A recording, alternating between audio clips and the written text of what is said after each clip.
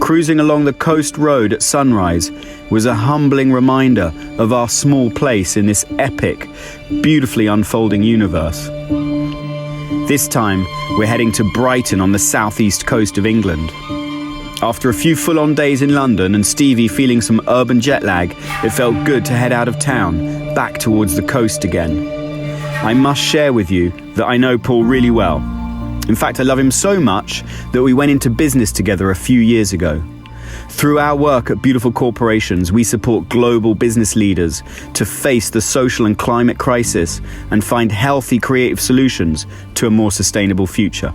I thought it would be good for us to hear directly from a man whose determination has activated over 13,000 companies in the world's largest cities to calculate, disclose, and most importantly, start to address their carbon impact on the world.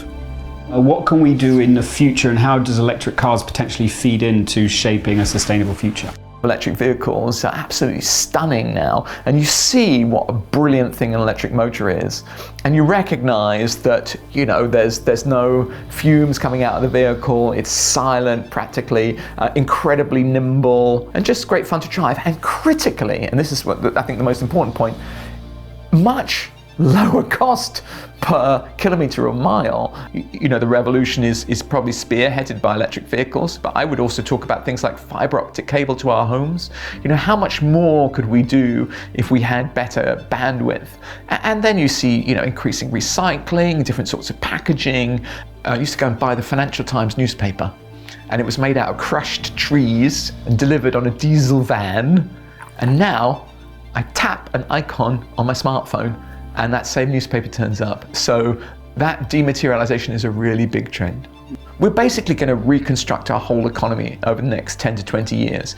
And that means whole industries are going to kind of sunset, but it means whole industries are going to sunrise. So it's an incredibly exciting time in my view. You know, in really quite a short period of time, we should have short haul flights with electric airplanes. Just think of that. Things are changing very, very fast.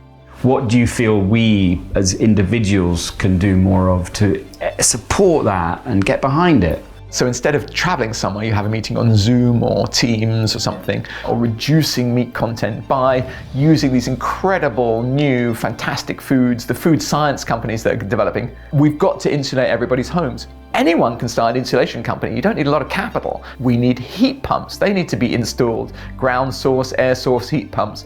There is already underway the greatest transition in our economy, in our industry, that anyone living has ever seen, and it is only going to accelerate. So across huge sectors, energy, transport, food systems, the built environment, clothing, I mean, just everything, right, is changing. 70% of the world's nations have committed to net zero by 2050. That means anyone who wants to combine a desire to sort of have a great career with sort of saving the world should rush in and bring energy and enthusiasm and a different way of thinking to what we're doing today. And that is the basis of a great future. Corporations, investors, civil society and government stand together shoulder to shoulder, and together we'll sort this out because we have to.